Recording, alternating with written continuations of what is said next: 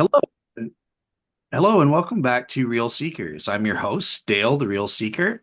And today I'm joined by a couple of returning guests. This is going to be round two.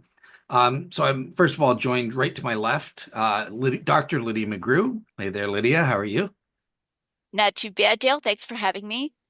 Awesome. Welcome back. And of course, no stranger to the show, Dr. David Kemball Cook as well. Hey there, David. Uh, Hi, Dale.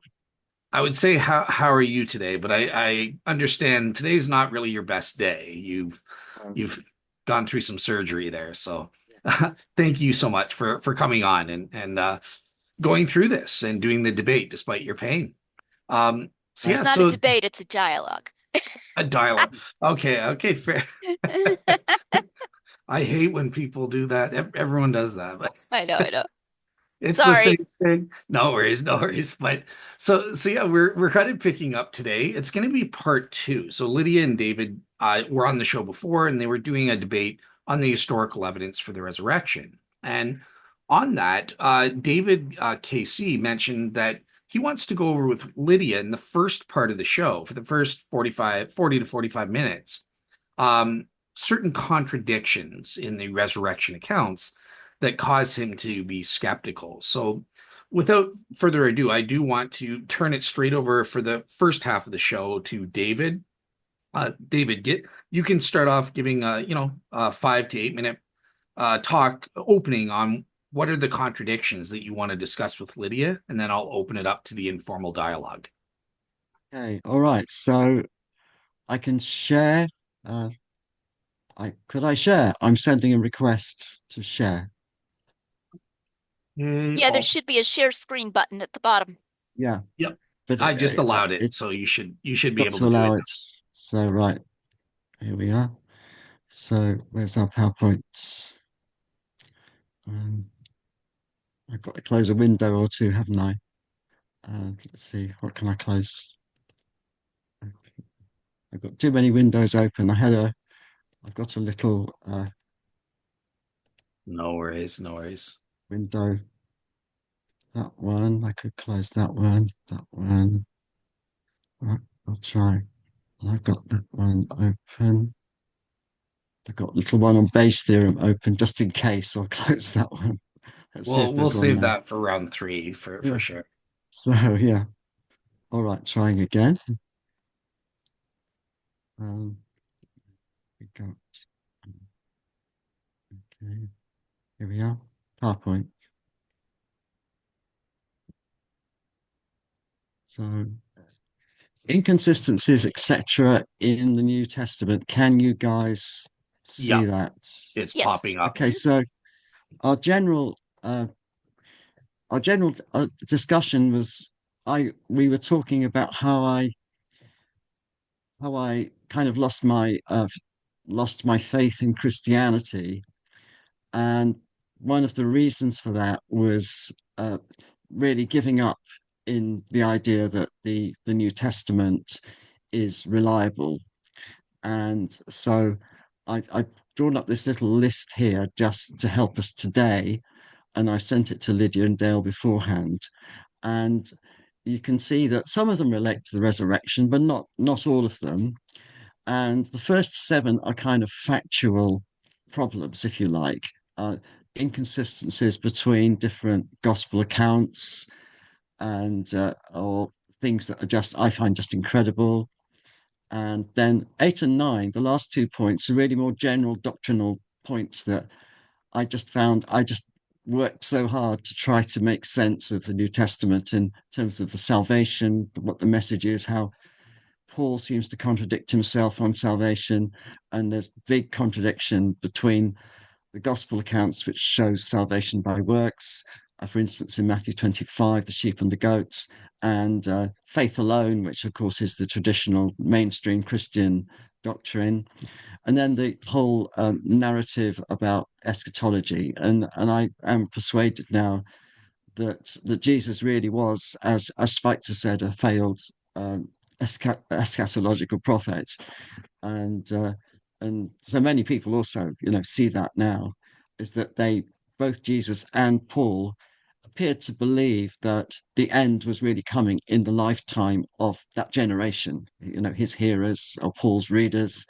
that expectation, which I know that that various people like N.T. Wright have tried to get round this point by saying that the end was the vindication of Christ in the destruction of Jerusalem, and that was the kind of partial realization of the end. But anyway, so those are general areas that I found I just could not really hang on to an idea of the New Testament as presenting a coherent doctrine and a coherent picture, a factual picture of Jesus' life.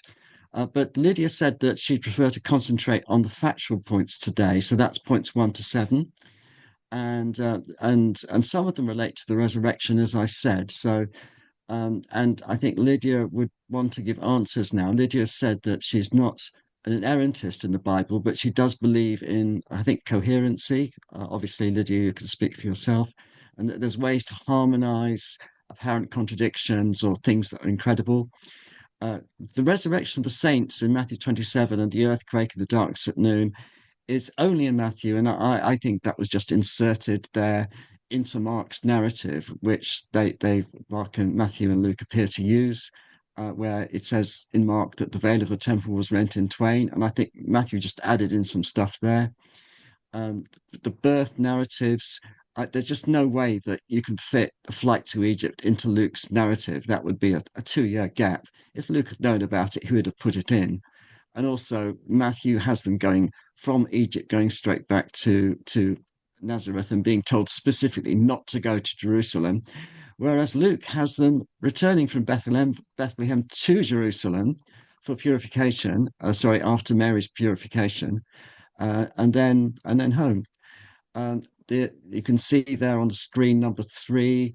Uh, the, Luke tells them that the followers post resurrection to stay in Jerusalem, but Mark and Matthew have them disciples going to Galilee.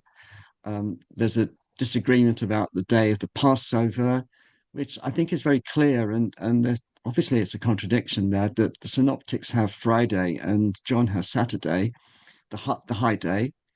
Was Jesus' body anointed before burial or not anointed at all because the tomb was empty? Well, John has anointing happening before the burial, but in the synoptics, the women go to the tomb to anoint him because he has not been anointed. And of course, they don't because he's not there. There's a disagreement over Judas' death, which has been gone over so many times in podcasts and shows that I've heard. People try to get round the different ways of which you could harmonize that. The cleansing of the temple, that comes at the beginning of in the ministry in John 2, but at the end, I think I heard Lydia say once, or possibly, that there were two cleansings. But anyway, you can say that. So those are the 7 points. Now, Lydia, do you want to come to start to try to deal with those? Sure. And I'm going to talk fast. I said this before we hit record because I don't want, I don't want to say so much that I'm making it go really long. So I'm going to take these one at a time. I have a printout here of that with my scribbled notes all over it. So this went by a little bit quickly in what David said as he was leading into this, but in my printout, it's here. It says in David's presentation that the earthquake, darkness over the whole land, and resurrection of the saints in Matthew, no other gospel records them. Now, I want to make a correction just to begin with, as a sheer textual matter. The darkness over the whole land is actually in Mark and Luke, so that is not unique to Matthew. That's in all 3 of the synoptics. Now, mere variation, of course, is not contradiction. Yes, the resurrection of the saints and the earthquake are not in the other 2 synoptics, but I would ask, so what? A theme I'll be mentioning probably more than once here is that an argument from silence needs to be treated very carefully. We really do have variation. In fact, we have other variations. For example, Mark names Salome as being present at the foot of the cross, and Matthew says the mother of the sons of Zebedee. We don't know if they thought that those were the same person, but that's a variation. The name Salome doesn't occur there. Um, Could I interrupt you there, please, Lydia? yeah. Just not to save time. I'm not talking just about inconsistencies, but things that I find incredible. So Hmm. that's the etc. there. And Sure. yeah, I agree that variation is not an inconsistency or contradiction, but I just think it's incredible. So I don't see it as a contradiction, the Okay. Hmm. resurrection of the saints, but I see it just incredible that these, the account does not bear any relation to any kind of reality that I could think of is what happens to the bones. Do they go back into the grave afterwards? Um, and it just seems so extraordinary, in that context. And it's a personal matter, what do we say? I mean, other people, say the same thing. Is that, I mean, N.T. Wright has trouble with this passage himself and says it's so odd it could almost be true, you know. Yeah, and But he agrees it's odd. you know, it's funny you should say that because as I've looked at it, and this was something I was getting to saying, I have never been able to see why it's any more odd than other miracles. And so obviously, part of the question at issue is whether miracles do happen. So why is this one any weirder than any other miracle? And I've decided that one reason that people are struck by that passage in Matthew that's maybe subconscious is that the account is so brief. And we would like to know some more. I mean, you actually gave a good example of that. Did they die again? Did they go back? What happened to them? I could ask more questions. Were these people who had died relatively recently? It calls them holy ones, but that doesn't have to mean, from thousands of years ago. So how were they recognized? Well, if they were relatively more recent people who had died, maybe their relatives recognized them, but we don't know the answer to that question. I take it from the brevity of the account, and it's not answering those questions, that probably Matthew wasn't claiming to have seen it himself, that he was getting this secondhand, and he's telling us all that he knows about it, that he believes to be true. And I think that the authors are sincere. I don't have any reason to believe that they are either, cynically or piously just making stuff up. So I think if he knew more, maybe he'd tell us more, and that he's only telling us this because that's all that he knows. And so I think the sense of special oddness there really arises from its brevity. Presumably, you think that the darkness is also implausible, even though that's found in Mark.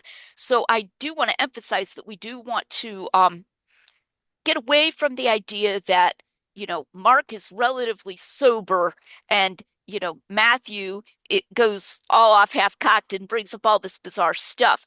Mark has plenty of uh, plenty of miracles as well, including the darkness over that region. One other comment I want to make about this one is in your summary that you emailed to us, you said most people think that Matthew was following Mark. Well, sure, to some extent. But the mere fact that there are other variations, like I just mentioned, I think indicates that Matthew thinks of himself as having independent information as well. He's not merely following Mark.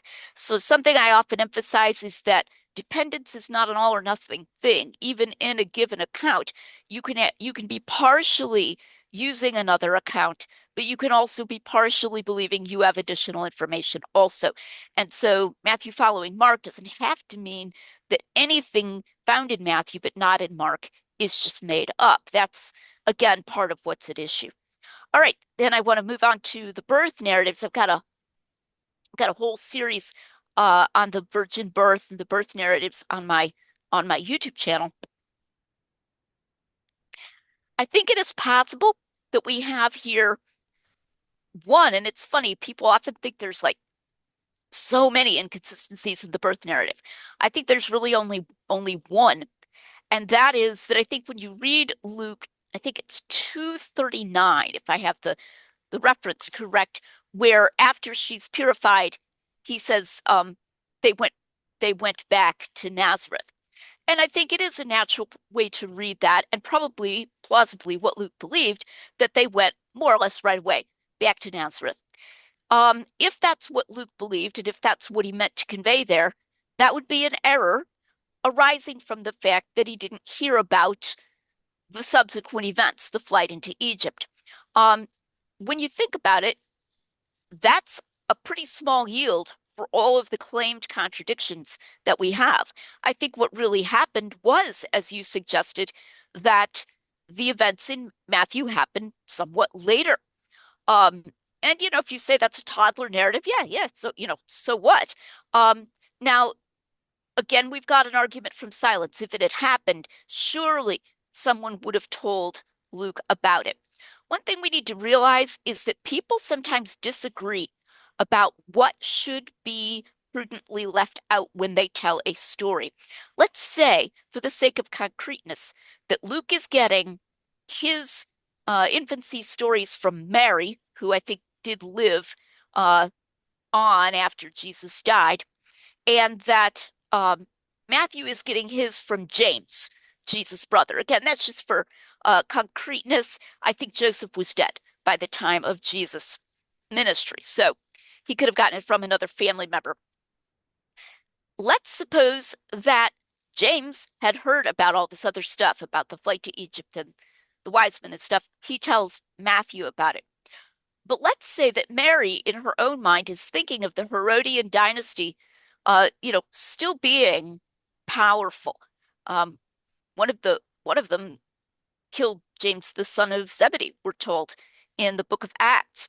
And she decides to just not to deny, but just to leave out the events involved that make Herod the Great, add to Herod the Great's monstrousness, okay, if they're running away from him and he's trying to get the uh, wise men to come tell him where the baby is born and so forth. She could have worded it in a way that wouldn't be a lie at all. You're talking one day and you come back the next day and then you say, oh, and then later we lived in Nazareth. And when we lived in Nazareth, this is what happened, right? And Matthew just draws an incorrect conclusion from that they went straight back. That's an example of the kind of thing that I do that I call partial harmonization, where you're thinking of plausible ways that good faith people can have misunderstandings and make good faith errors, but at the same time, you don't think of them as just making up entire stories because you have other reason to trust them. Okay, number 3, Galilee versus Jerusalem. The way I view it is, look at Acts 1. Now, I think probably David and I would agree that Acts and Luke are written by the same person. I don't think that's terribly controversial. I suspect that Luke got into a hurry at the end of Luke 24. Luke's about the length of a scroll. He could have been running out of scroll. He could have been trying to catch a boat to send it to Theophilus or whatever. And I think when he came to write Acts, he realized that he had been very rushed there. You can compare Acts 1:4 to Luke 24:49. They look like the same saying of Jesus when he tells the disciples to stay in Jerusalem until the Holy Spirit comes from heaven. But in Acts 1, he's very careful to state prior to that Jesus had already been with them for 40 days. And I think he said to himself, I could have given the impression accidentally that all happened on the same day because I was writing in this rushed manner at the end. I want to clarify now in this kind of conscientious way that Jesus was with them for a much longer time.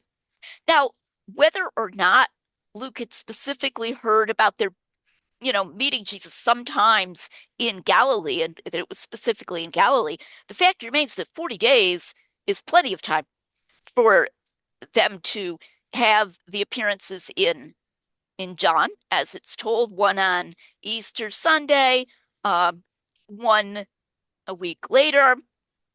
Then they go, of course, Feast of Unleavened Bread is over by this time, natural time. They go to Galilee. they meet Jesus there uh, by the seashore, and then Matthew tells of a time when they meet Jesus in Galilee on a mountain. Um, and then they can come back because Luke says that, Jesus led them out toward the Mount of Olives. Jesus wanted them to be in Jerusalem for the coming of the Holy Spirit. So in the course of the 40 days, he's like, okay, time to go back to Jerusalem. I don't see anything implausible about that. And I think we are actually seeing Luke's conscientiousness in clarifying the length of time he was with them. And so the statement not to go beyond Jerusalem, as we see from comparing Acts 1:4 and 24:49, occurred later. Okay, number 4. I know I'm talking fast. What day of the week was the Passover in Jesus' crucifixion at the time of Jesus' crucifixion? Was it the Saturday? Was it on a Saturday or on a Friday? I noticed that in the notes that David sent ahead, he said that there might actually be some reason to think that John is right. The synoptics are wrong on that. And I'm going to throw that in here because that's actually unusual. Most critics you'll find instead will say that John is the one who's changing it. I think there are a number of proof texts that are used for this. Again, I have videos where I go through, like proof text by proof text. And most of them are extremely weak. But the one that's often taken to be a kind of a knockdown is when in John it says that this was the preparation of the Passover. And you can translate that. Sometimes it's translated the preparation for the Passover, or it could be translated preparation of the Passover. That again that's just a linguistic fact that you could translate it either way. That's not, some kind of desperate harmonization move. It just could be translated either way. It's also a linguistic fact that preparation is simply used to mean Friday. In fact, I believe it still means Friday even in modern Greek. And John clearly uses it that way in that very same chapter later when he says it's the preparation and they wanted to get everything done before sundown, indicating that it's Friday. So John himself uses the word preparation to mean Friday. Now, that should cast light on where he says it was the preparation of the Passover, that it means Friday of the Passover, not that the Passover hadn't begun yet, or at least we needn't take it that way. Now we do stuff like this all the time. We'll say that's the Friday of spring break, or that's we have this thing in America, we call it Black Friday, or you know, Thanksgiving weekend, because Thanksgiving is always on a Thursday. Well, Thanksgiving weekend is, Thursday, Friday, Saturday, Sunday. Um, so here it was a high day, yeah, because it was both the Sabbath and occurred during the Feast of Unleavened Bread. We have to remember Passover, the term Passover was used for the entire Feast of Unleavened Bread as well. We know that from Josephus. So a Passover, uh, a day that was both the Sabbath and one of those days in that Passover week is going to be a high day. So I don't really see an actual contradiction there, and I don't see that as desperate. In fact, I'll just say one other quick thing. When it says that the leaders didn't want to come into Pilate's judgment hall because they didn't want to be defiled, that they might eat the Passover. Craig Blomberg has mentioned the very interesting fact that they could have washed, if that was referring, eat the Passover, to the evening Seder, they could have washed at sundown and they would have been fine.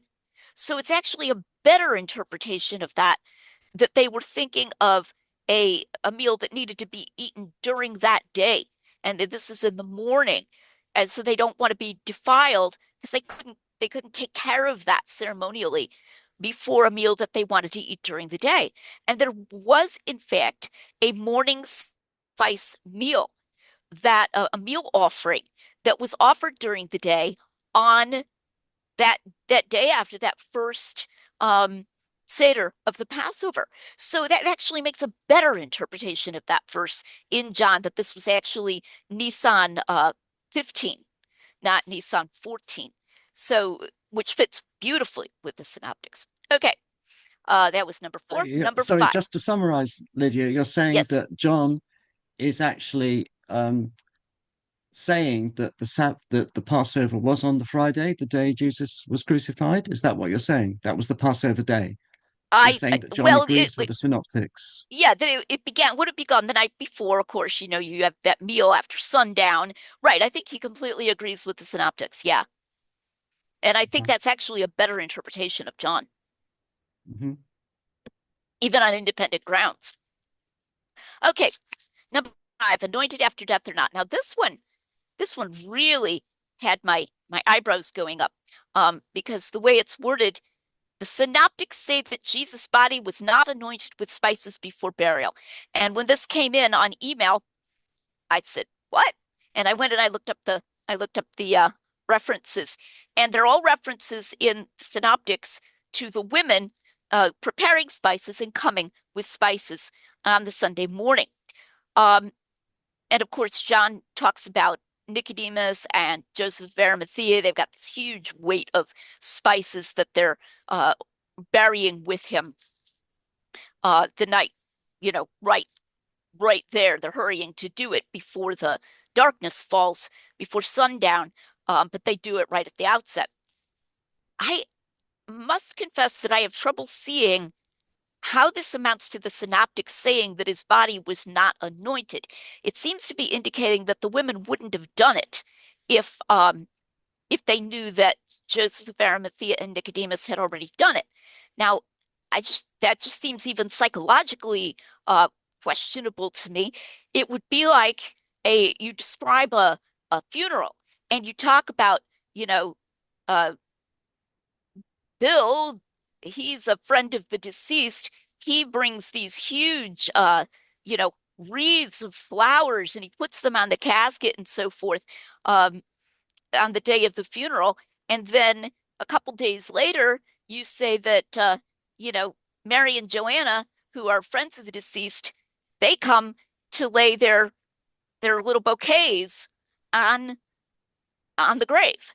And then somebody says, well, that's a contradiction. It's like, no, Mary and Joanna, they want to come later. People come and lay flowers on graves all the time. They come to grieve. It's part of their grieving process.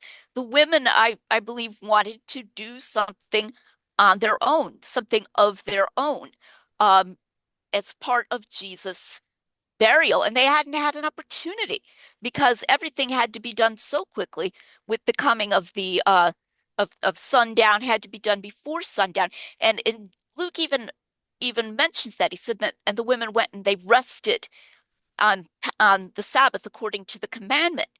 Um, Nicodemus has money. Joseph of Arimathea has money. Joseph of Arimathea has the tomb.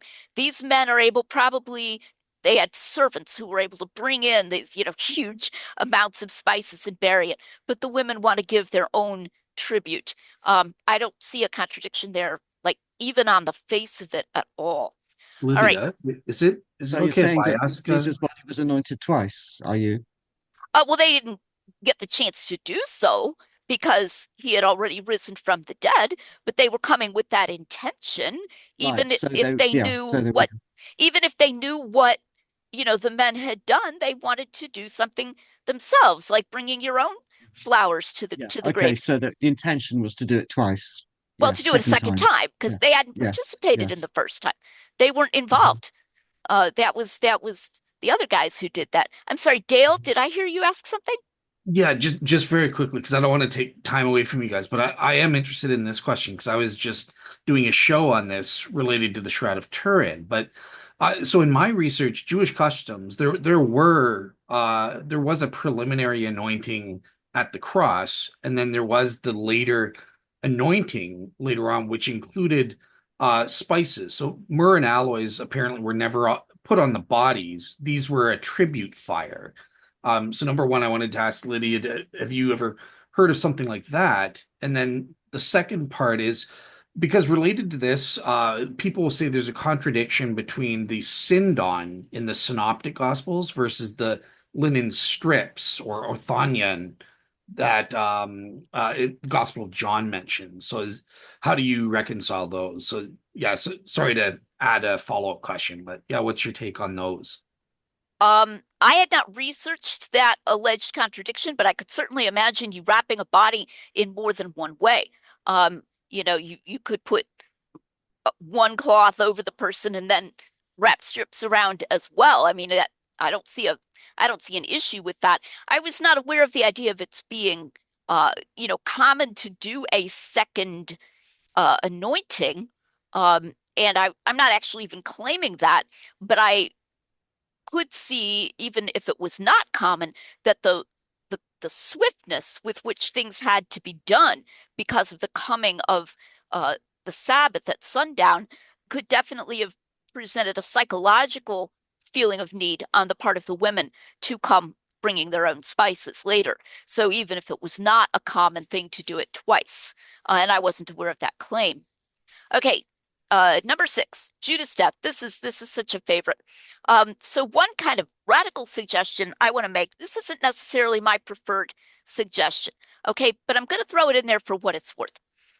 There are no quotation marks, of course, in Greek manuscripts, and there are no parentheses. Um, it is actually not by any means impossible that the mention of Judas falling headlong and bursting open and so forth is actually part of the quote said by Peter rather than a parenthetical remark by Luke.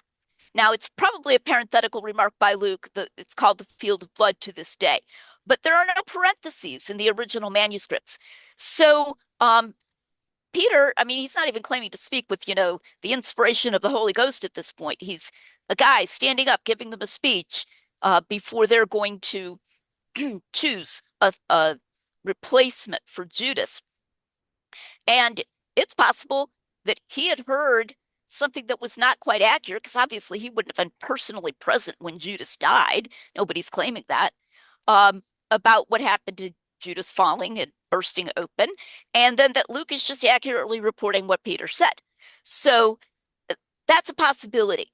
And I know that in all the translations, all of that, including his falling and bursting open, is put into the mouth of the narrator rather than within the quotation by Peter, but it isn't necessarily so. So that's a possibility. However, I also want to note something that Peter J. Williams has noticed. He said, usually when you just fall, your innards don't burst out. And this is true. Um, I've had a horse fall on top of me. This is true. I've actually had a horse fall on top of me. My innards didn't burst out, fortunately. Um, and people take pretty major falls all the time. They even die in falls, but their guts don't burst out. So what's interesting is that in and of itself, there's an oddity there in that statement.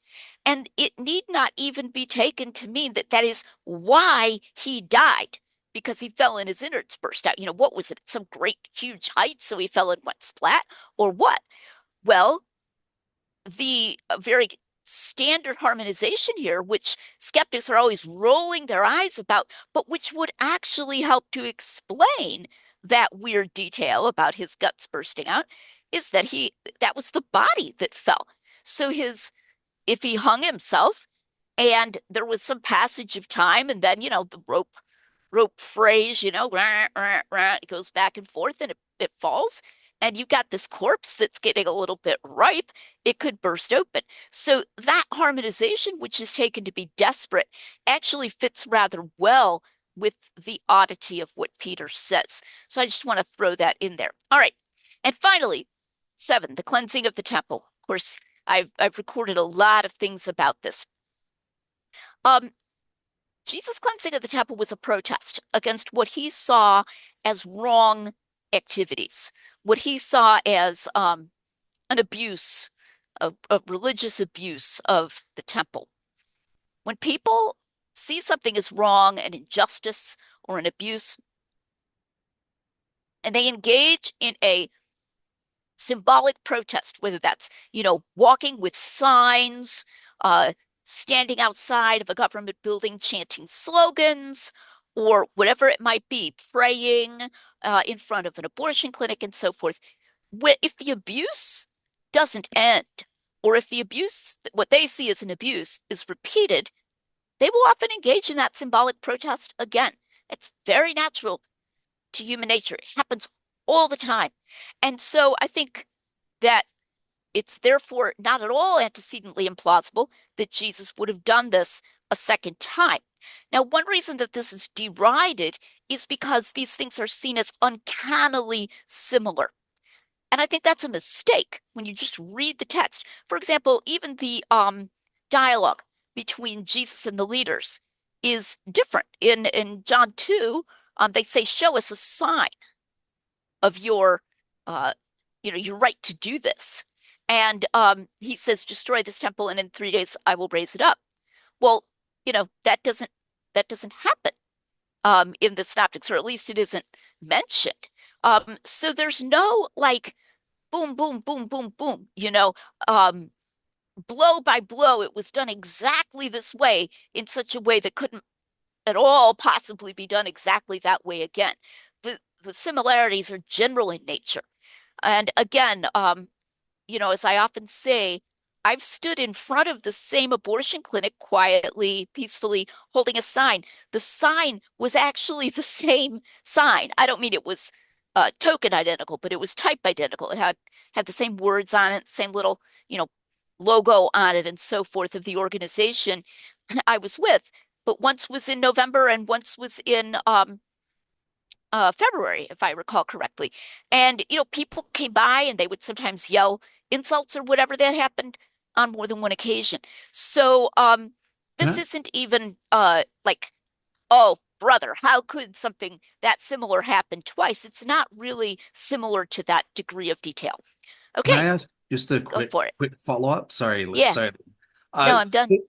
if oh, you're done. Great. Okay, so my question, then I'll turn it straight to David. But okay, so if that's the case, in terms of the Gospels, one of the precipitating events that caused the crucifixion of Jesus was how he acted in the temple. So if you're saying he did do it twice, like why weren't the Jews trying to kill him right in the beginning of his ministry, or why wasn't he crucified in year one instead of year Okay, three? so that's Dale's steel manning, uh, David's objection here. Okay, yeah, and I deal with that in my series on it. That has always sort of made me scratch my head that people bring that up. Um, so I ask people to do a thought experiment. Read the Gospel of John by itself and pretend you've never read the synoptics. Okay? Just read it by itself. Does it seem implausible in it that Jesus is allowed to continue his ministry? Not particularly. They don't know that much about him yet at that time. They even come and they're kind of inquiring. They get gradually more and more ticked off at him as his ministry goes on and he does more and more things that tick them off. There's no sense of, you overthrew the money changers, you must be killed immediately. Like that does not strike you in John as the way that they are likely to immediately react. And I submit that if we didn't have the synoptics, no one would ever say, oh, why wasn't he killed in year one? And yet, if that objection has plausibility to it, it would have to stand on the basis of John alone. I would also add that in the synoptics, it's explicitly said that they seek to kill him when he tells the parable of the vineyard. And, the kingdom shall be taken and given to others who bring forth its fruit. And, they seek to destroy him there. So there isn't one precipitating event.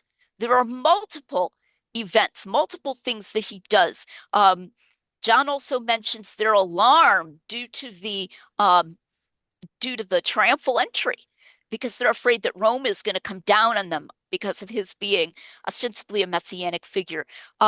So I think it's very simplistic to think of this kind of like anybody overturns tables in the temple and says my Father's house should be a house of prayer, but you've made it a house of merchandise, and bam, we're going to go out and try to get him crucified by the Romans right away. I mean, that isn't even necessarily plausible in and of itself. So I think that objection really misfires. Now, there is one more generalization I want to make about this whole set of things. Um, I believe there is overwhelming, varied, detailed evidence that the gospel authors are knowledgeable and truthful about what's going on here in just all these different ways, external evidence, internal evidence, et cetera, et cetera, et cetera. These kinds of objections, I don't resent being asked them or answering them, but they must be placed in context of what I see as the much larger set of evidence of the gospel's reliability. And so we got to be careful not to get to where we can't see the forest for the trees.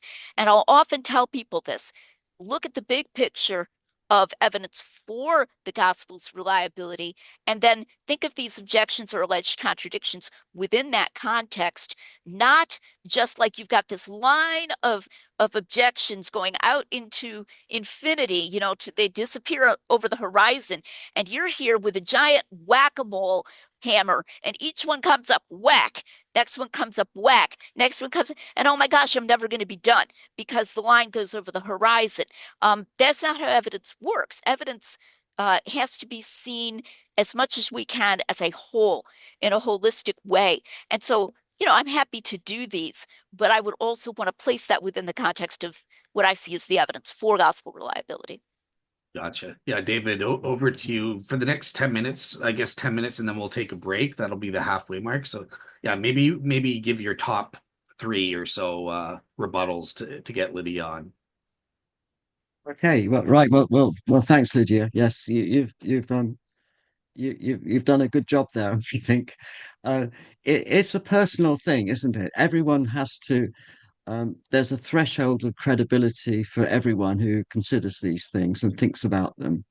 And for a long time, I was trying to hold it all together and basically agreeing with you. The viewpoint that you've just said, that we can accept the Gospels or the New Testament generally as genuinely reliable, and these are details to be ironed out. Minor inconsistencies that have a story to which can explain them. And you've said that missing details like the resurrection, there's brevity, there's an explanation that there's more stuff that could have been said but wasn't. Authors making a genuine mistake, difficulties in or misunderstandings of what was reported speech or what wasn't. There's always a way, isn't there, to harmonize. I mean, it's a truism, isn't it, that you can harmonize anything. Any apparent contradiction, you can find a way around. I'm not saying you're doing that. I'm just saying that's a general fact about these things. Now, for me, I think, as I said, I was prepared to go along with. I mean, for a long time in my Christian life, I was prepared to hold these things together and not think too much about how Judas died, because that wasn't so important. If I was saved by faith, that was the important thing, which is why I was saying that really it's my points 8 and 9 are examples of how I lost trust in the New Testament generally, not just in the Gospels, but just that the New Testament presents a coherent doctrine I could say I could believe and consistently. And so these points here were coming along to me as having importance when I was really revising, reconstructing what I believed, and the question of salvation, the eschatological question, which is a big one, and so these things here came along as well, and for, the resurrection of the saints. I just find it personally implausible. It seems to me like it's something that Matthew just stuck in.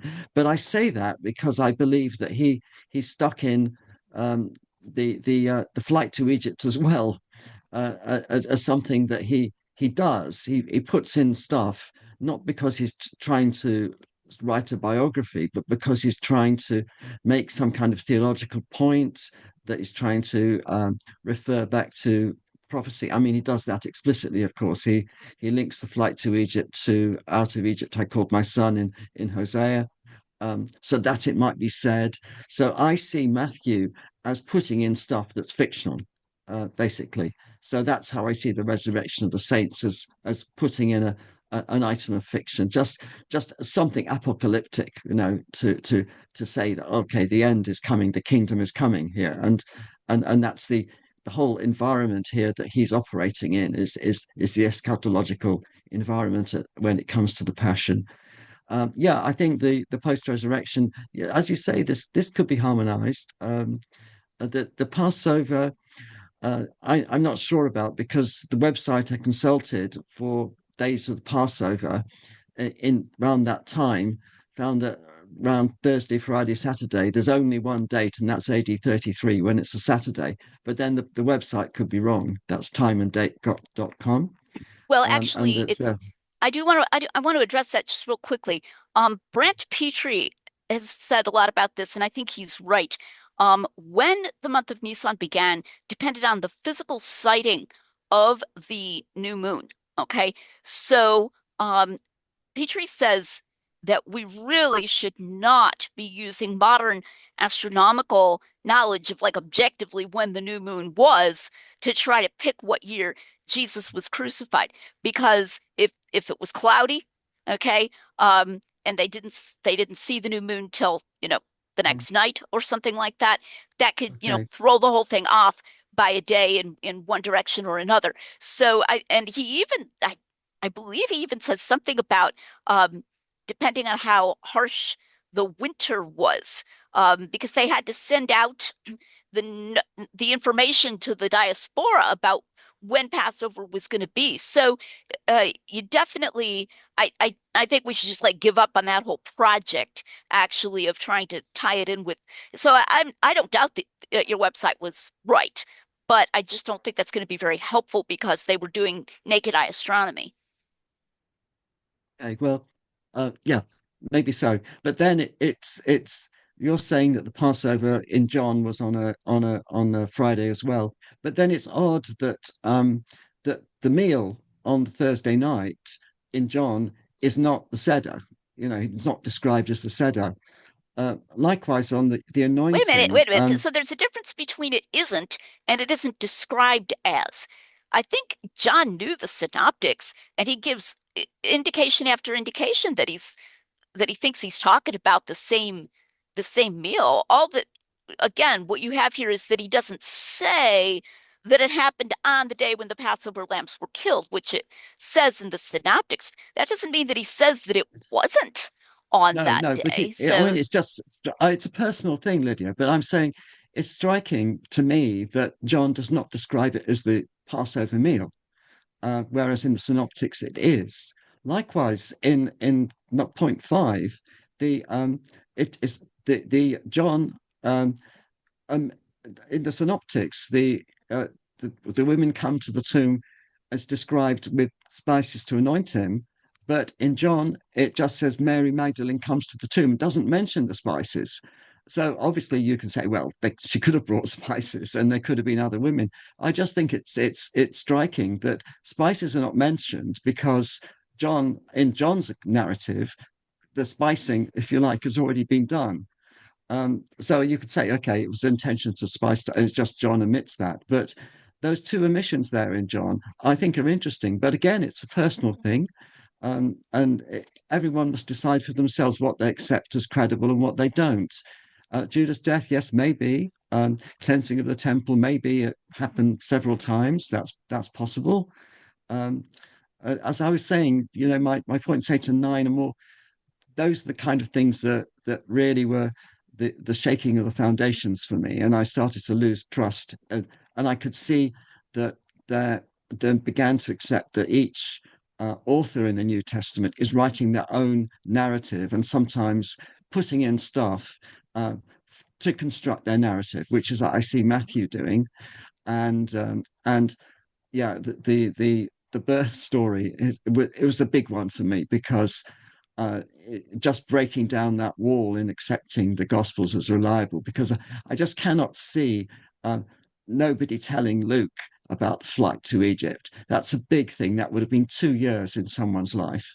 And for Luke, with his, he's conscientious. I will say that Luke is the most conscientious an attempt author, and the most careful in trying to write a biography of the gospel authors.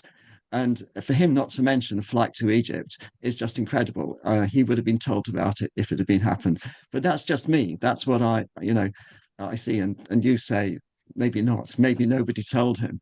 But but Well, there but weren't all that many so people alive anymore who had been, um, I mean, if Joseph's dead and it's previous generation, he doesn't have that many, sources to go to. There's that too. well, maybe, but then you were saying last time that we've got really good eyewitness sources here for the Gospels, and Sure, it just so so happens that in the case of the infancy, it is 30 years earlier. yes, but then James would have known about it. James was alive, and James Yes. would surely have known about the flights. Well, and Um, which we don't, how much time did Luke happen to spend with James? We don't know. You have to realize the radical contingency, and you realize this in secular history as well, of who hears what, when, how. There's a huge amount of um, chance element in who hears what, when, and how. And I don't think you're allowing for this. It's interesting to me how many more of these are coming and turning out to be arguments from silence, even than I had realized when I read your list originally. I do want to say one thing about Matthew, and then maybe we can go to a break. Um, if Matthew was making stuff up for purposes of um, fulfilling prophecy and so forth, and he had no qualms about that, he could have done much better. It's often said that Matthew is making Jesus the new Moses, and that when he cites Hosea out of Egypt, if I called my son, that's where he's, making up the flight to Egypt for that purpose. But if he was just going to make something up, he could have made up a parting of a sea, for example. Um, and he could have made up something much more impressive. People, by the way, for purely natural, non-miraculous reasons, are often fleeing to Egypt. You'll find in the Old Testament, it happens. Famine in Israel, you go to Egypt. And so it was kind of a natural way of getting, as it were, into a different jurisdiction. So it's really not that surprising if Mary and Joseph were afraid of something that they would go flee to Egypt. But he could have made up something much more spectacular and something that tied Jesus to Moses rather than to the nation of Israel generally, which is the my son in Hosea. Instead, what we find is there's something kind of awkward about Matthew's applications of prophecy there. And it's more like he believes that these events happened. And so now he's going rummaging in the Old Testament to find verses to fit to it rather than vice versa. Because I think if he were trying to do it vice versa, he could have done it better. He could have done it more smoothly. So that would be my view. And I want to emphasize one more time, when I harmonize, I do this with Plutarch as well. I do this with secular situations as well. Sometimes I think there's a mistake, as I've in fact suggested in a couple places here already. But sometimes I think that these can both be true. So I'm trying to do this on the basis of common sense, not on the basis of religious commitment. Okay, is this a good time to go to a break? Yeah, it's a good time for a break, Dave. So let's take a 5 minute break. I did have a question for David, so I'll ask when we come back. Just kind of a clarifying thing, I guess. Okay, Yeah. All okay. right. All right. So we are officially back from our little break. And now we're at the halfway mark. So we're going to switch gears. And now Lydia is going to have the reins for the rest of the show to kind of go against, to discuss with David Kemball Cook what she would like to do. So, yeah, Lydia, Okay. over to you to do. Yeah. Okay, well, actually, this may be, shorter than the previous segment. I wanted to say one quick flashback thing. I remember now that David said about the women coming to the tomb in John, he said there's no mention of the other women. There is one interesting thing there when she comes to Peter and John to tell them that she thinks someone has stolen the body. She says, "We do not know where they have laid him." So that's an interesting little linkage there to the synoptics. Just this implied presence of other women, even though they haven't been explicitly mentioned. But okay, I want to talk about the resurrection a little bit more here. And I want to go back to something that came up in our last exchange about the resurrection, the previous show. Now, um, as you guys both know, I asked what one of the disciples would have said if he were asked directly, what did you, the group of disciples, experience? Like if somebody said, "Hey, Bartholomew, I saw you were standing up there with Peter when he was saying Jesus was risen and everything," because it says the 11 stood up with Peter. And what really happened? What did you guys really see? Especially, sometime when you were all together. Now, at that time, David responded that memory is a strange thing, especially among like-minded people, and that perhaps the disciples could have manufactured memories that in a group Jesus actually ate with him and were able to touch him, even though they had had no such experiences at the time. Now, subsequently, in email, you've clarified that you merely think that it's possible, but that you think it's more likely that such details were not part of their original experience at all. So, to pick up on that, first, back to my original question. So, I'm going to give two questions here and then flip it over to you to answer. Back to my original question. So, what do you think one of the 12 would have said if he were pressed in conversation for details of a group appearance?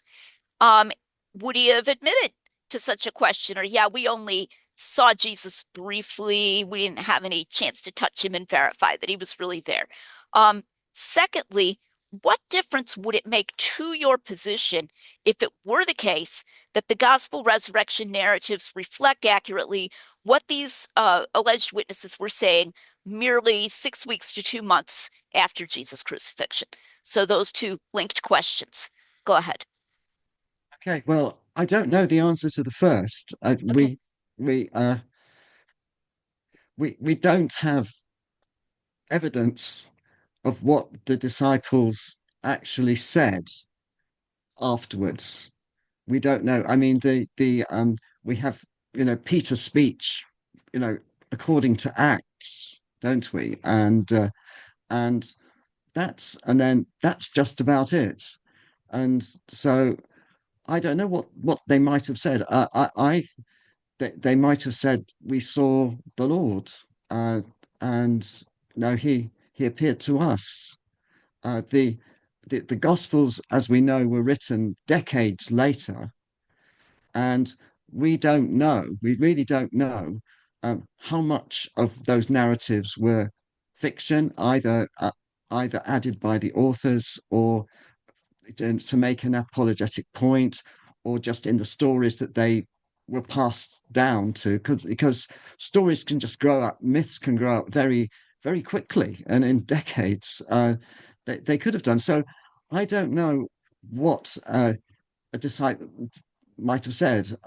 We saw the Lord. I think that there was uh, probably a vision, possibly a group vision, a group appearance, as I said to you, and I do have a set of slides that I could show that illustrate that.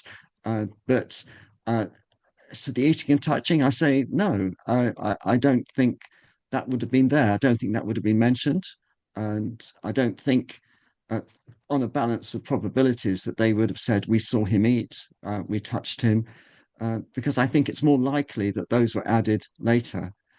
But what's your second question? Is what difference would it make to your position about the resurrection and Christianity if you were convinced that the gospel resurrection narratives reflect accurately what they were saying a mere 6 weeks to 2 months after Jesus' crucifixion? So yeah, so if there was a bodily resurrection, is that what you're saying? No, I'm saying something more precise than that. If you were convinced that they were claiming these things that are Mhm. found in the Gospels, that they were actually out there claiming these things 6 weeks to 2 months later. That those Mm. were their claims, the claims of the people involved. What difference would that make to your position as far as accepting or rejecting a bodily resurrection? I see. Well, um, I don't think it would make a great deal of difference because we we know that experiences of deceased people can involve the impression of touching. And there have been testimonies. A lot of research appears to have been done where deceased people, have appeared to their loved ones, and it was as if he was in the same room. I could touch him. I hugged him as if he was alive. And those are sincere testimonies. And I see no reason why disciples could not have claimed that. That could have been a reality for them. But that does not prove for me that the bodily resurrection actually happens. And of course, we have to tighten up. I think what we mean by that is that what's the difference between um, a bodily resurrection in the sense of the atoms, of Jesus' body actually resembling the body coming to life, and the atoms being the same. The body is continuous with the resurrection body. The earthly body is a living body is continuous with the resurrection body, as opposed to an after death appearance where the apparition is touchable, and appears in like the person who was there, but you possibly could touch him, feels real, and so on. So Okay, I don't think, no, I don't think I'd be convinced. Um, I'd have to need, I mean, there has to be a faith there, I mean, if you have that faith there that the Bible is true, or that Jesus really rose, then of course you will believe it. But as I said, at the moment I don't have that anymore. okay. I think that you've provided some really good things to sort of follow up on. Um, First of all, there's a difference between saying it was these exact same atoms and saying he was physically there in such a way that in normal ways we could touch and interact with him, not an apparition.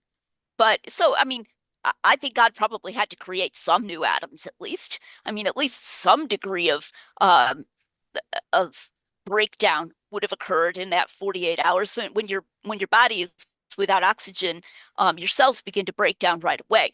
So I don't think we need to take a strong position on, the token identity of every atom, but rather the bodily resurrection, which I take you to be denying, would involve, okay, there's this miracle, but after the miracle has happened, then he's walking around so that anybody could have seen him. That you could have taken a videotape of him or whatever. And that's what you deny and I affirm. Now to go to what you said I'm about agnostic. I'm sorry, Lydia, I'm no, go ahead. agnostic on it. I'm not denying it. I'm agnostic on it. Okay, sorry, that you're agnostic on. Yeah, All right. yeah, You don't affirm anyway, and I yeah, affirm. Okay, that's right. that's fair. Um Now you talked about you said your mind wouldn't be much changed if that were their actual testimony because of the research, and I assume you're referring to some things Dale Allison talks about where people say I was able to hug my grandfather and so forth. Yeah, yeah. Right. But now here's where I really want to go to the details of the narratives. Because remember, in this hypothetical, we're imagining if hypothetically those narratives were really what they were saying within just, 6 weeks to 2 months of his death. And in those narratives, it goes way beyond anything that has been commonly found. The touching occurs in the group context. So it's not just one person alone who says he experienced touching. The interactions involve handing him things. So like he asks if you have any food and you hand it to him. They sit across from him and they eat fish on the beach. So during that time, it's going to be like, hey, pass the fish. All right. So there's this polymodal, three-dimensional interaction that's taking place in these cases. Um, Whole conversations and dialogues that multiple people are sitting near enough to hear. Okay. And he gives them like a sermon on prophecy in Luke. Okay, so it's taking place over time. um that degree of multimodal interaction is not found in the grief hallucination literature. Allison has to string together, well, over here we have a person who's by themselves and they say they touched him. Over here we have a woman who said she drank tea with her deceased husband. Okay, but there was nobody else there. Over here we have a group of people who saw something, but it was far away. Okay, and so what we're doing is we're cutting and pasting. So I really think it should make a difference to any skeptic, you or anyone really, if they were convinced that those narratives in all of their detail, including like the doubting Thomas sequence and so forth, were what these guys were saying. Where Thomas is like, yeah, I said I wouldn't believe it, and then he showed up a week later, and etc. Um, Yeah, so I agree. Yeah, sorry. yeah, Yeah, carry that on. Yeah. should no, I just I think if we really dig down, um, that should make a huge difference. Yes, So I maybe see I've your changed your point. mind Yeah. on that. No, yes, you have. And I see your point there. And this is the difference that I make in my own mind between a miracle 2000 years ago and a miracle last week. And I said to you, I think on our last shows, is that personally I'm not against miracles. I'm not a naturalist in that sense. I do believe in the supernatural, the super, in quotes there, as I've said, and I believe it's possible for someone to be risen from the dead, have a body continuous with his old body, and so on. It's just the evidence. Now, if for a miracle, say last week, we could get evidence because we could speak to people and we might have video evidence and medical records and so on. If we could go back in time 2000 years to 1 week after Easter, if you like, and interview people, then it is a different ball game. If we can actually speak to the people themselves, as it were, with our and go back in time with our, if the time machine will allow us to take video recorders and so on, and possibly interview lots and lots of people, then we get a different quality of evidence there. And then yes, we could, again, it's a personal thing, but then we could conclude personally, for me, my probability would be higher, you know, of this historical event because it would be more recent and we'd have a better quality of evidence. So I'll take your point. Yes, if I if, if would we say, could, if we could be yeah. assured that these stories were not fiction, were not made up, added Mhm, 20 years later, but were actually in the experiences and memories of the people at the time. mhm, mhm. Um, I would add though that unfortunately modern times also allow a lot more fakery. So it's kind of a mixed blessing if something happened last week, because now we have the possibility of altering digital, you know, videos and so forth. And also in our own society, people aren't normally going to be crucified or stoned to death or have to even fear that, even if they lie. Even if they fake up a video about grandma being raised from the dead, nothing's going to really happen to them. People may make fun of them or something, but that's the worst because we're at least in the West, in, England, where you are, in America, where I am, and in Toronto, where Dale is, nobody's going to actually be in danger of death for doing that. So it's kind of an apples and oranges thing to compare investigating a miracle that could have been faked last week and investigating something from 2000 years ago. And in some ways, it's actually harder to verify now. Now, I don't know, maybe you'll just say, yeah, you got a good point. You're right. I guess I wouldn't believe it if it was last week either. But Well, I we can just, do you can do checking, can't you? We have so many more ways of checking things, and we could speak to the person who'd been miraculously raised from the dead, couldn't we? or allegedly, For yeah. instance, yeah, we could, and be satisfied it's not his twin brother. Well, I So don't think you seriously suggest that it was Jesus' twin brother, right? no. That's not I'm one of saying your, these are that's not, ways that in the modern day, there's an awful lot of evidence that we can check and cross check.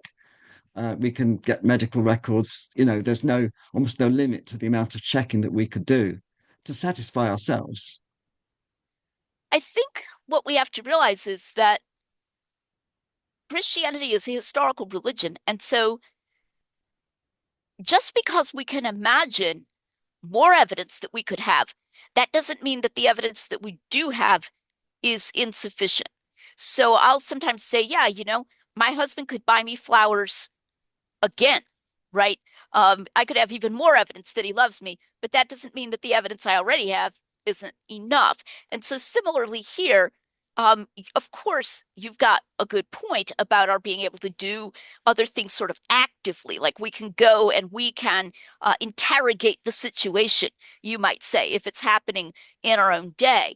But I don't think at all that it follows that the evidence that we have for Jesus' resurrection is poor just because in the very nature of the case, God only sent his son once, and so he only had to raise him from the dead, that one time. This is why I emphasize so much the positive evidence for the reliability of the Gospels. And I'm not under any illusions, but if you haven't read any of my books, like Testimonies to the Truth, the most recent one, that's shorter, um, or some of the others, The Eye of the Beholder, that one's on John. Um, you know, get a hold of it because we want to try to see the positive evidence, not just the that long line of objections that just seems endless. Okay, so I'd like to move on to ask about something else about differences and even apparent discrepancies between testimonies. Now, the one about the anointing of the body maybe makes a good example here. Different things are salient to different people. So we expect variation in truthful witness testimony. This relates to, like, did it seem to John like he needed to explicitly mention that that was a Passover Seder? Or would it have been salient to John that he felt like he needed to mention that they were coming with spices specifically, and so forth? Salience is, I have this phrase, the randomness of saliency. Salience is often random. Um, what space is there in your views for acknowledging that we should expect variation and even apparent discrepancy in otherwise quite truthful and significantly truthful witness testimony where nobody's actually making anything up?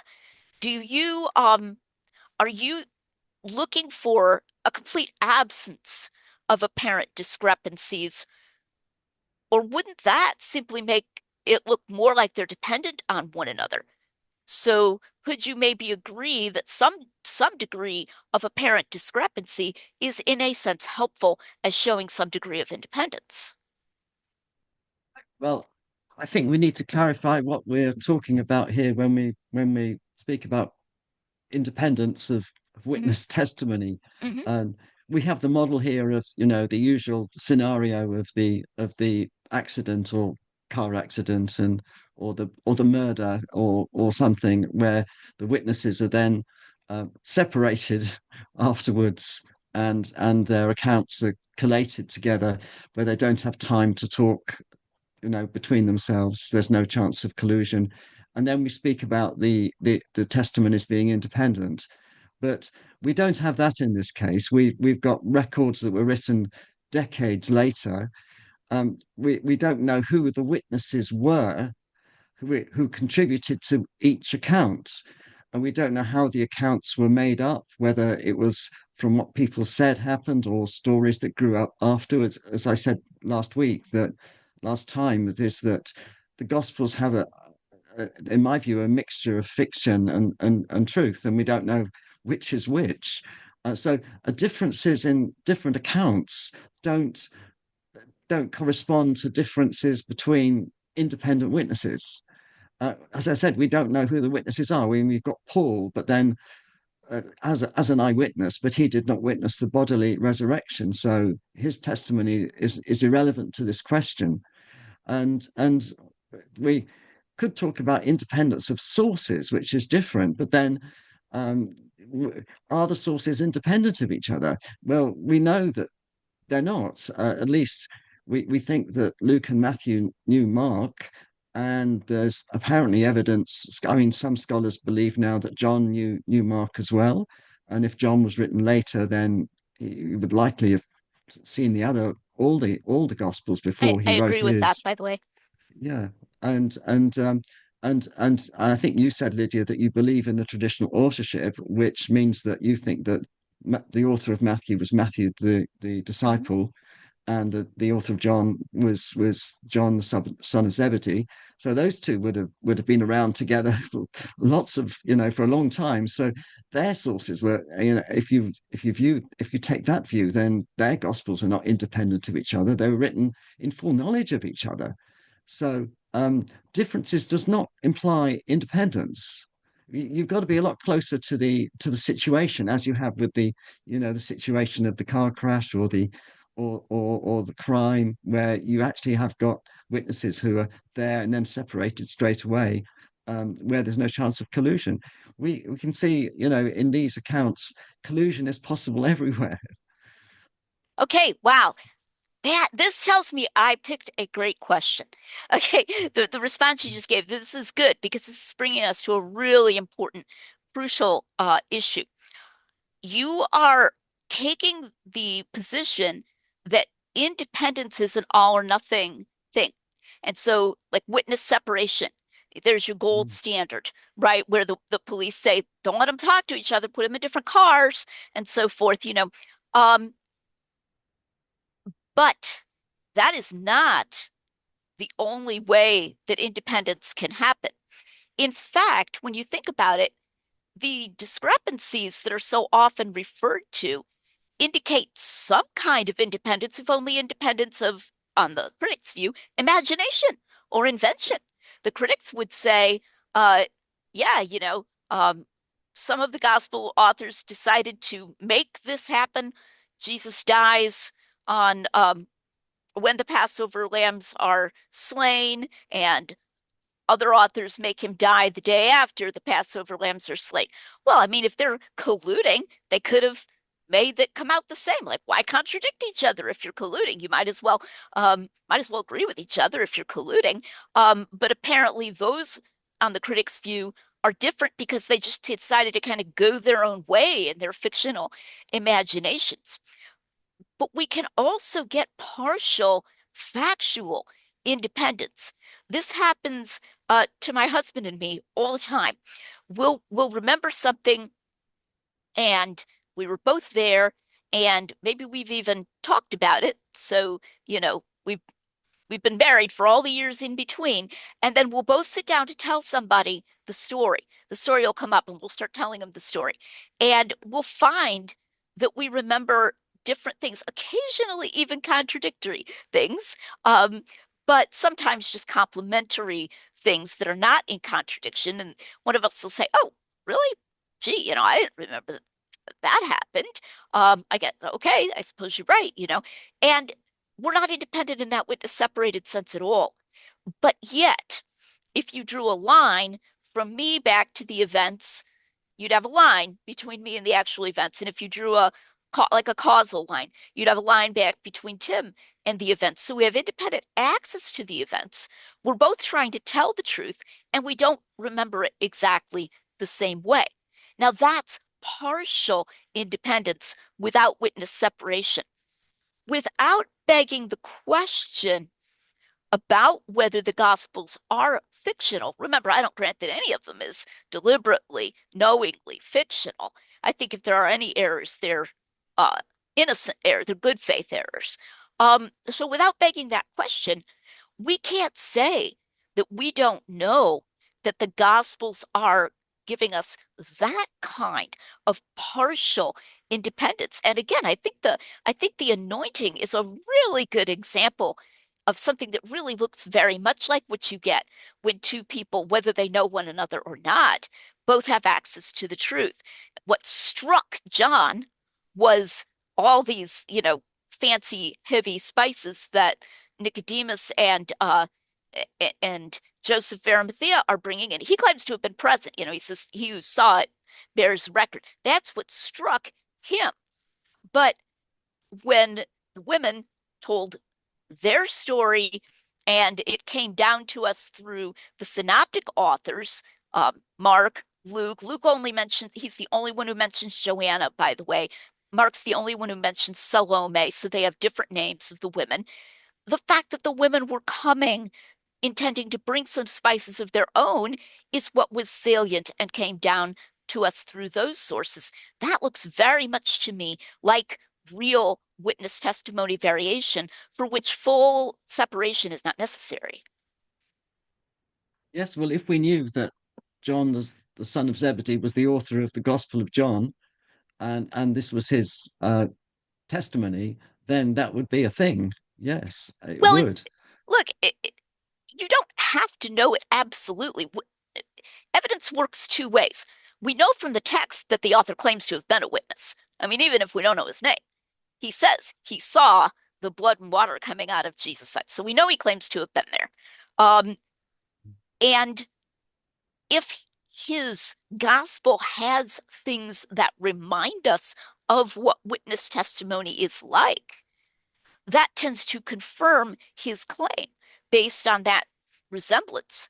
Then, of course, we do have external, like patristic sources that claim that he was the son of Zebedee. So we've got various lines of evidence coming in here, but by no means is it the case that you would already have to be totally, completely, independently convinced that this was specifically John, the son of Zebedee, blah, blah, blah, before you could notice this witness-like texture of the variations between John and the synoptic. That is his own kind of evidence.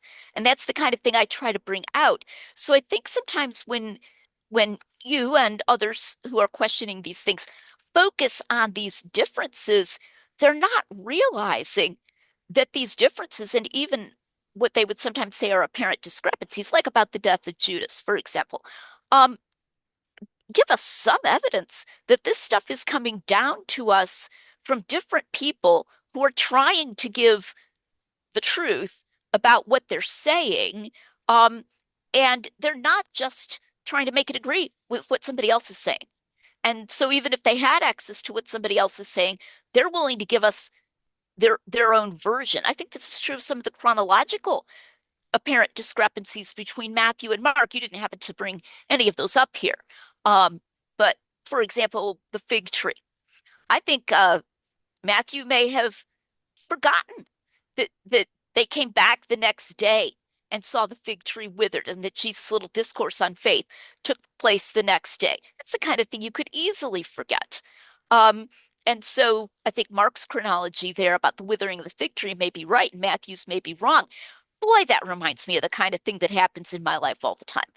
And so I don't have to be absolutely convinced that Matthew was the tax gatherer in order to notice that that discrepancy is of a kind that is familiar in witness testimony, where people really are independently knowledgeable about what happened but disagree over some of these details. So I guess I would Yeah. just ask if you think maybe you might want to change some of your approaches to these apparent discrepancies to accommodate that possibility. Yeah, well, it would. Yeah, I can see what it's a nice phrase, isn't it? Witness-like variation. Indeed, if we knew who the witnesses were, as I said, how these stories came down to us, it would be different. As if we're talking about events that happened 10 years ago or so, 20 years ago, we could find who the witnesses were. We could look at their accounts. We'd have their names signed at the bottom, and we could compare the different stories. And I mean, you're right. There are differences when you read biographies of, a recent historical person, compare different biographies, you see a lot of differences, and sometimes there are factual variations, if you like, in the stories. And different witnesses speak to the different authors, who wrote those biographies. And you could, if you wish to go into it and sort out who said what, and find further into the truth of it, and accept that these are certainly fairly accurate portrayals of real events and a real person. Our problem is that the distance in time, the fact that we don't know who wrote the Gospels, and we don't know whose witnesses contributed. We don't know that John, the son of Zebedee, wrote that. I mean, you mentioned that he saw the water and the blood. Well, no, we don't. We Well, he don't said he know that. did, We but just we know that that he that's the says that he report. did. It's the report. It's a report that it happened. That's what we read, isn't it? And it Well, may no, be we that read there's a his witness. explicitly claiming to have seen it. I mean, Yes, but you could say he we didn't don't see know it, that but the person we don't know that the person who wrote the gospel is the witness to who saw that. He might have been writing up the story that he heard from well, someone actually, else. at the very end, the very last verse, which I'm willing to believe that very last verse is by somebody else, says that that beloved disciple is the one who wrote it. In fact, the Gospel of John is the one for which we have that the strongest indication right within the text that we have that the author was an actual disciple of Jesus, especially with that little coda at the very end.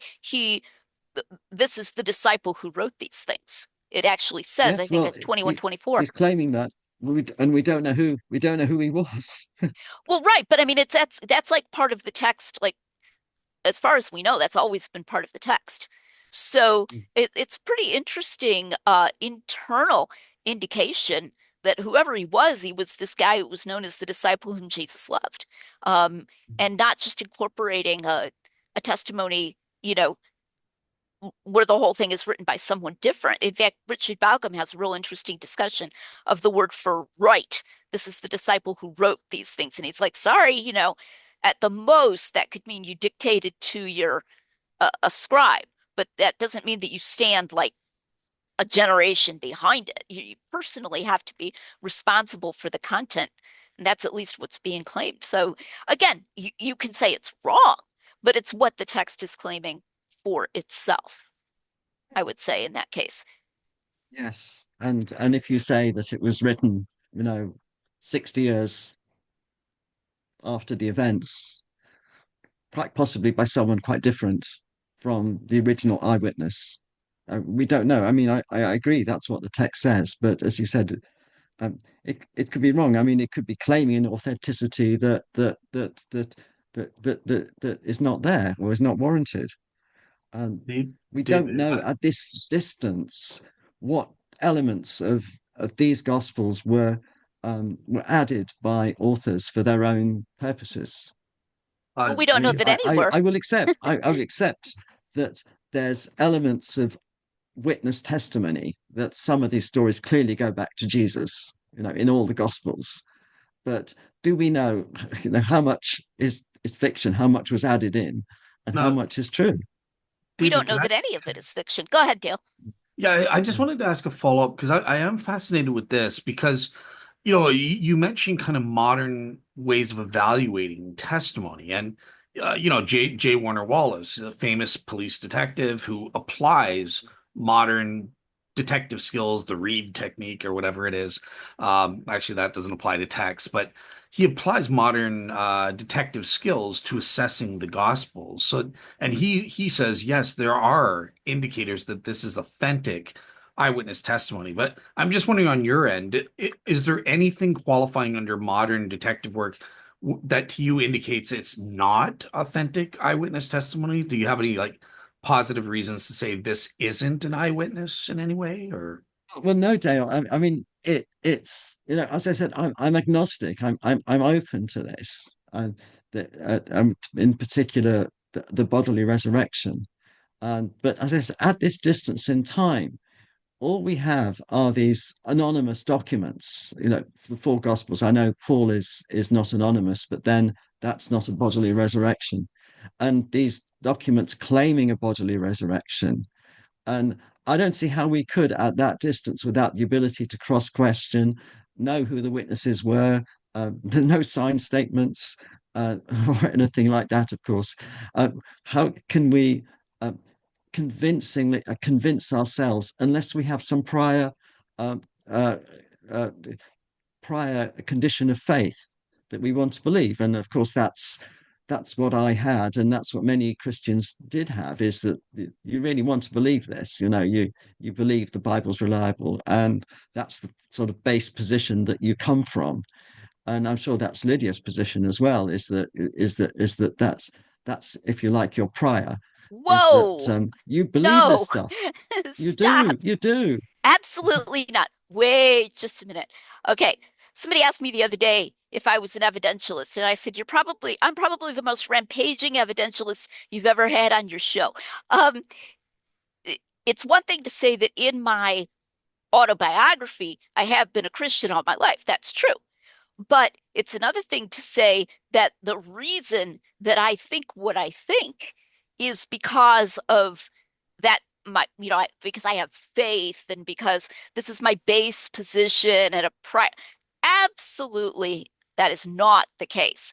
Um, I would state that I'm supporting this on the basis of evidences that I think others ought to be able to see, and that I'm not believing just because I have faith and I'm ginning it up. Got to distinguish what I already believed, and so I see it there because I already believed it, and that being my conclusion. It's my conclusion that Jesus rose bodily from the dead. It's my conclusion that Paul was an apostle and was really, commissioned by Jesus. It's my conclusion that these documents are reliable and so forth, but not because I already believe that, and so I'm just forcing everything else to fit its way in. If I were taking that position, I'd still be an inerrantist. I used to be an All right, inerrantist, and so I'm not anymore. that And I so want to that's a confirm. good, yeah. I Are just you want the to same, confirm Dale? same.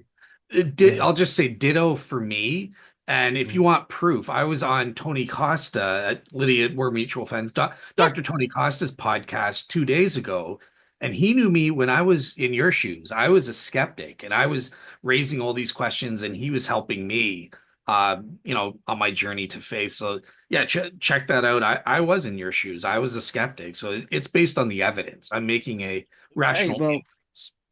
that's a good segue to our next show, where we're going to talk about Bayes' theorem. And Sounds good. you see, we start then from a prior probability of zero point 0.5, a half, say, of a bodily resurrection. And then we see where the evidence takes us and see if it can get Absolutely. us over that 50%. actually, I think That's it what you're saying starts is that's what you below start point with an 0.5. open mind. You start with an open mind. That is a prior probability of a half. For instance, that's what I consider to be an open mind, and then see if the Same. evidence takes you over that mark. Oh, that's easy. I would say it can take us over the point 0.5 mark if you start way below the point 0.5. I actually think that the prior probability of the resurrection, like if you were, I don't know, living before Jesus was born, okay, was or if you knew him as a baby or something, would be below point 0.5. But I then I think the evidence takes us up above. Yes, you're right. That's a good segue, and I'll just make one last point, and then we're just going to turn it over to Dale to wrap us up. I want to emphasize again that we don't actually know that anything in the Gospels is just deliberately made up, knowingly made up. So to say we don't know which parts are kind of sounds like it's assuming that some parts are, and we just don't know which ones they are. And then also, I think it is possible to recognize witness-like features of the documents, even if you don't know who the witnesses were. I think you can actually look and say, boy, the way that these agree and disagree, or agree and vary, or the way that they break things off and don't tell us everything we would like to know. I have a number of these internal evidences that I talk about in Testimonies to the Truth remind us of how truthful memoirs sound and how truthful testimonies interact with one another. We can notice that even if we don't know the names of the people involved, even if we don't know who they were, we can still notice those features. So I think that that's an important part of understanding how internal evidence works. Okay, Dale, Okay. over to you. Awesome. So yeah, so that's we're 1 minute over. So yeah, I think that is a great place to kind of put a period in it. Yeah, I really enjoyed the conversation between you two. Lydia, I definitely picked up some tips because I've got my Bible study. I'm teaching a Bible study in a church in Toronto, and we're actually going over the authorship and contradictions in the Gospels related to the resurrection. So I'm going to be stealing some of your stuff and pretending it was my idea. But yeah, so thank you so much, guys, for coming on. And yeah, I think we'll come back maybe February, or what are you guys thinking on your end? Yeah, March? February-ish. February-ish. Okay. Sure. So yeah, we'll go round three on Bayes' theorem and using that. So have a great week, everybody, and take care. Thank you, Dale. Yeah, thanks.